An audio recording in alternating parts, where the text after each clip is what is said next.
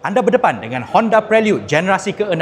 Ya, nameplate legend ni sudah kembali lepas 25 tahun, iaitu suku abad. Sekarang kita berada dekat Lita Sepang untuk mengenali model ni dengan lebih mendalam sebelum ia dilancarkan di Malaysia. Let's check it out. Pertama sekali, design dia. Dari depan dia ada shark nose, lebih kurang macam Toyota punya hammerhead kan? Nampak garang sikit. Pasal side profile dia, okey, kalau kita tengok Prelude dulu-dulu, dia mostly bonnet panjang dengan rendah, cap dia lebih dekat belakang, boot pendek dan bumbung dia sebenarnya tak fastback sangat. Dia quite cerun juga. Kiranya macam klasik coupe shape lah. Yang ni design dia sangat cap forward dan bumbung dia sangat fastback. In my opinion sebenarnya dia nampak kekok sikit lah.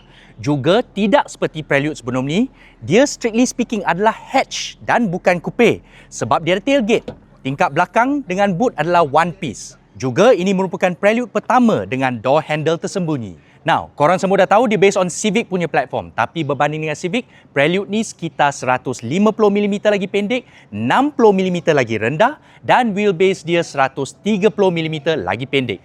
Kiranya Civic yang lagi sporty bentuk dia lah. Tapi dia bukan lebih sporty dari sudut rupa je. Prelude ni ambil barang daripada tidak lain tidak bukan Civic Type R. Termasuk suspension depan dual axis, adaptive dampers dengan brake. Caliper dia Brembo warna biru, dilindungi oleh alloy 19 inci. Selain tu, dia ada mode yang dipanggil S Plus Shift. Ini mensimulasikan penukaran gear untuk memberikan feeling pemanduan sporty.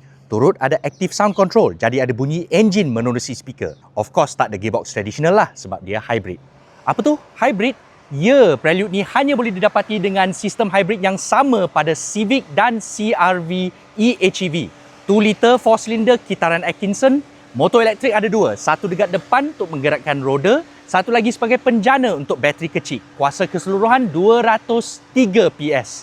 Dan sama seperti hybrid Honda yang lain, elektrik motor mostly digunakan untuk menggerakkan kereta.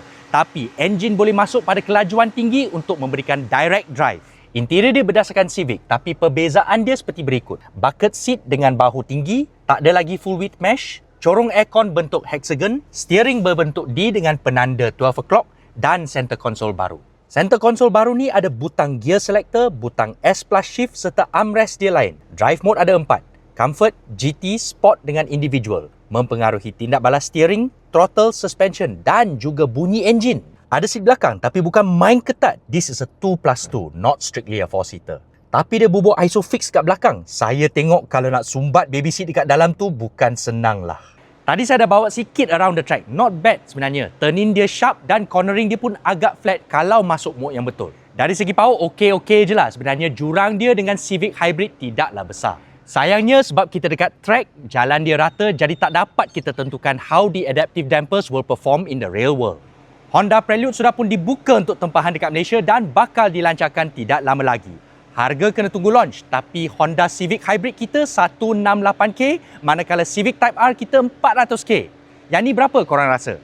Bagi tahu dekat bawah.